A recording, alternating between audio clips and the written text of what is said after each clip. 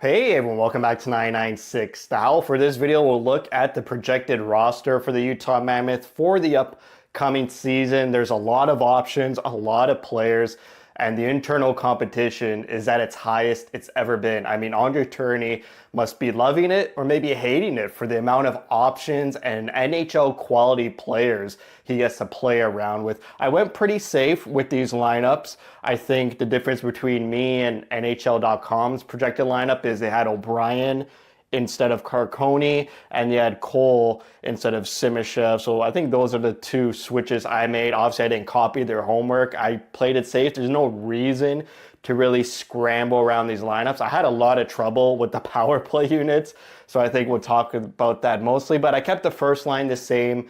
Keller, Cooley, Gunther. They ended the season, the last 15, 20 games or so together. And every game that went on, they got better and better, more chemistry, making great plays, maintaining possession, and scoring a lot of goals. So I kept that line the same. The newcomer, JJ Peterka, fills in that second line of Hayden Schmaltz. And then you obviously have Peterka. I'm not sure about this. I've never watched really Peterka. So this second line is concerning because I know Schmaltz. He does not drive a line. So I'm guessing, I'm just praying and hoping that Peterka could, drive the line and create plays, even though he is the speedy sniper, shoots off the rush, whereas Hayden is more the drives the net, goes to the dirty areas, goes behind the net, the boards, the corners. Schmaltz is a facilitator, so maybe this line works where Schmaltz gets the puck from the neutral zone, from the defense. The defense passes it to Schmaltz in the neutral zone and then feeds Peterka on a streaking rush, or Hayden, or he carries it in the zone. He makes a play to either Peterka or Hayden, or the puck's behind the net. Hayden fishes it out to Schmaltz, who finds Peterka open. So that's the way I see that line working. The third line has me excited. Kraus, McBain, Tanev. I expect a bounce back season for Kraus. It was a tumultuous offseason last year.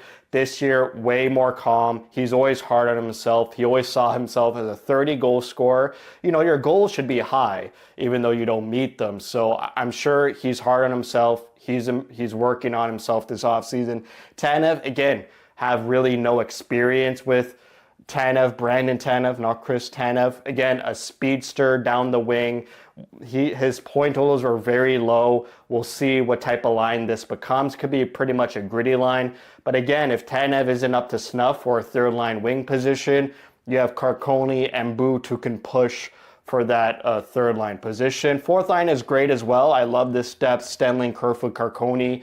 Obviously, Kerfoot could go wherever. If Tanev needs to drop to the fourth line and, Boot and Carcone don't fit in on that third line, Kerfoot could jump in there and have a Kraus, McBain, Kerfoot. Kerfoot could play any position. Top six wing, top six center, bottom six center, bottom six wing. When in doubt, you got all reliable in Alex Kerfoot. Loving Stenlin as a fourth line. Carcone comes back to Utah, and he's great depth there in the fourth line.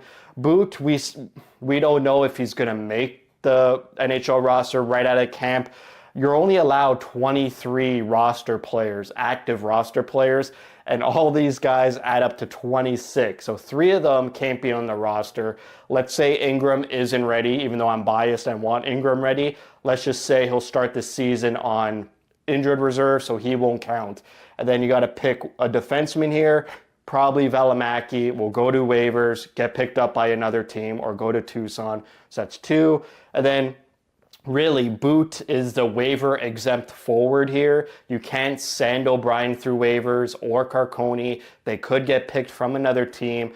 Whereas, like I said, Boot on an entry-level contract could clear waivers. So I think in terms of roster management, Boot will probably start with Tucson unless he really impresses and then he grabs a spot from Carcone, or they just mix up the lines. Maybe Boot could fit in a Boot, McBain, Kraus line. That would be a huge Mammoth, big, beefy line. So we might see that sometime into the season. Then we go to defense, which is somewhat easier. You got your top pairing, Sergachev and Marino, Mata and Dursey. And then I put Schmidt and Simishev. I think Simishev is hungry for a roster spot. I think he's closer than Boot. He had a great development camp. The way he speaks about the NHL, he wants to be there. He's been training with Sergachev. I'm sure Sergachev will put in a good word.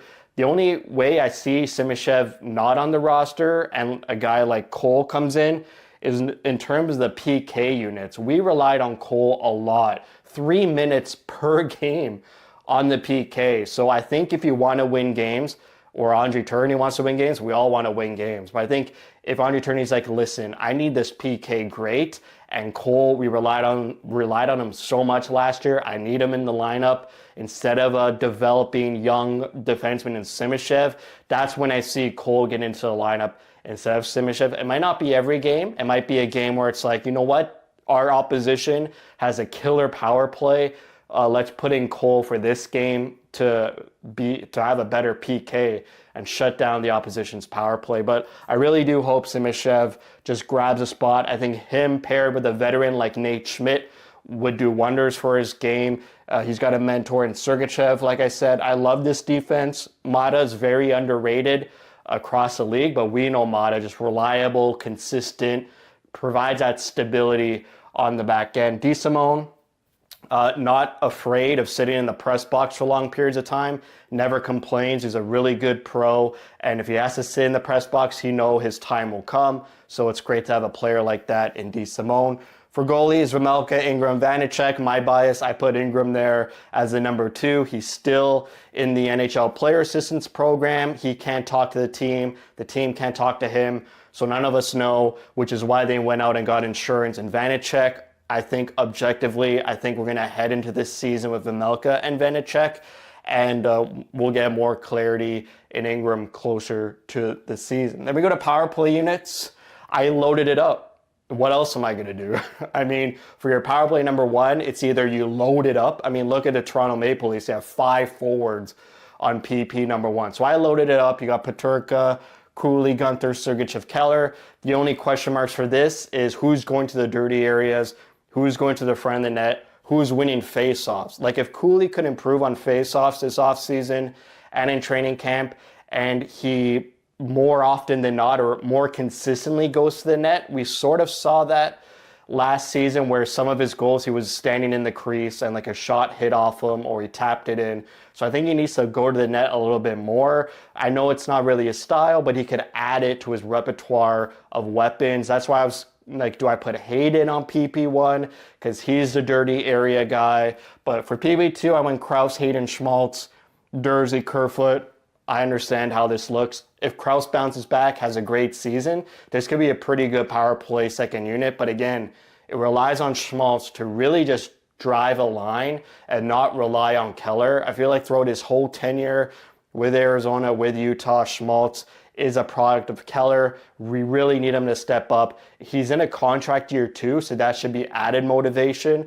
If he doesn't re-sign with Utah, other teams might look at him. So he has all the reasons in the world to really pick it up and just drive a line and show the world he could be a top 6 winger and not have to rely on another player, be a pure complementary player. And have Kerfoot there because, listen, you need 8 forwards for your power play units. It's 4 forwards and a D usually. So 2 units, 4 times 2 is 8. Who are your best 8 forwards here? I mean, it kind of drops off after Krause, and even Krause is questionable. So I'm not sure who the 7 and 8 forwards are. So I went with Krause and Kerfoot. I don't know how you put Carconi, McBain. Like McBain wasn't really on the power play last year. So I picked, the top 6 is easy. And then the next 2, I did Krause and Kerfoot. What are your opinions on who the 8 forwards should be for power play? For PK, a little bit easier. You got Stenlin, Kerfoot, McBain, and Tanev. McBain had about 1.5 minutes PK time per game. Tanev had around a minute, I believe. Tanev was 2 minutes per game on the PK, so that's why I put him there as a PK unit member. McBain, 1.5 minutes. Other options is Krause, but he only averaged less than a minute per game on PK, and that dropped from about 2 minutes a year before in Arizona. So Andre Tourney obviously chose not to play him as much on the PK last year. for a good reason, I would assume. So that's why this year I don't see a reason why he would go back to Kraus with even more competition like Tanev on the roster, whereas last year was less competition. So if you decreased his PK time from Arizona to Utah, why would you increase it now when you have a guy like Tanev? And the defensive tandem, Sergachev-Marino, again, you're loading it up. Maybe you do Sergachev-Mata, and then you put Marino on the second line with Nate Schmidt. But I did Schmidt-Mata and Sergachev-Marino. Here's the cap space, about $6.5 million still to play with. I guess we're all just waiting on Logan Cooley to sign his contract. It will not affect this number because that would kick in next year. And I believe Gunther signed his long-term contract in September. So there's precedent that'll take a while, and hopefully it gets signed before training camp. Contracts, I got 3 contract spots left, so you could use that at the trade deadline or entry-level contracts if a rookie really impresses you at training camp. And then draft picks. Look, they still have so many draft picks. I mean, the rebuild is over. They're going to compete for a spot, a playoff spot, and I truly believe this is a playoff caliber roster, but still so many draft picks. I know they're not as premier draft picks like 2 first-round picks. They could still sort of do it next summer if you package up 3 seconds. You could jump into the first round if they like someone. But the fact that they got a playoff caliber roster, their prospect pipeline and cupboards are full, if not overflowing, and you still have all these draft picks for the next 3 years. Just a perfect position for the Utah Mammoth, and really excited for the future of Utah. Next video will be what will this roster look like in 2 or 3 years. So it will be this sort of format, but looking ahead into the future. Which prospects, where will they play in 2 or 3 years? That's it for me. Thanks for watching. If you like what you see, spread the word.